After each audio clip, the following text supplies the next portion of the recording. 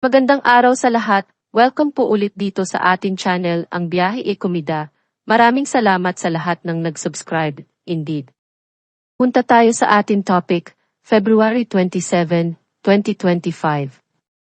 Barbie Forteza at Ivana Alawi, Let's Get Loud, dance sa TikTok, trending. Ang muling pagkikita ng aktres na si Barbie Forteza at ng online content creator na si Ivana Alawi ay nagbunga ng malaking excitement sa kanilang mga followers.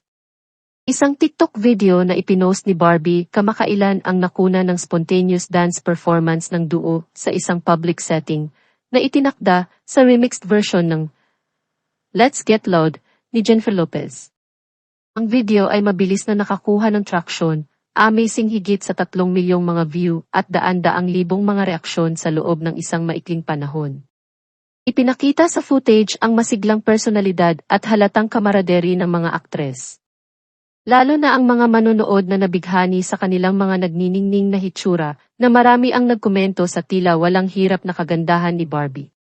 Kumalat ang mga nakakatawa na pananalita hinggil sa paglabas ni Barbie sa isang simpleng tank top na lalong nag-ambag sa malawakang apela ng video. Sa caption ni Barbie, ipinahayag niya ang kanyang kagalakan sa muling pagsasama na nagsasabing, "Happy to see you again, gorgeous Ivana Alawi."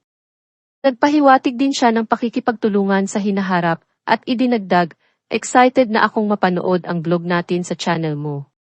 Simpleng, "Love you, I love you," ang sagot ni Ivana, na nagbunsod ng alon ng positibong komento mula sa mga fans.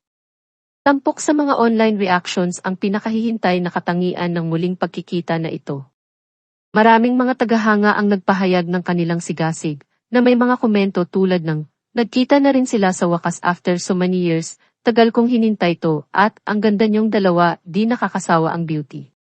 Ang koneksyon ni Barbie at Ivana ay nagsimula pa sa kanilang maagang karera, partikular na ang 2011 sa GMA teen drama na Twin Hearts.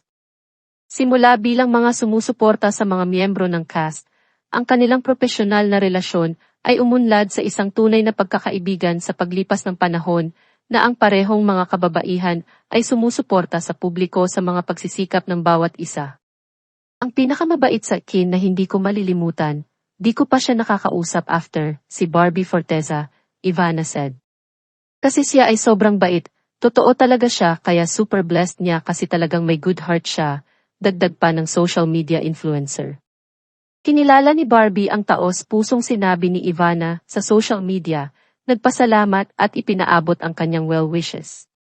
Grabe naman to. Maraming salamat, Ivana Alawi. So happy para sa lahat ng iyong tagumpay.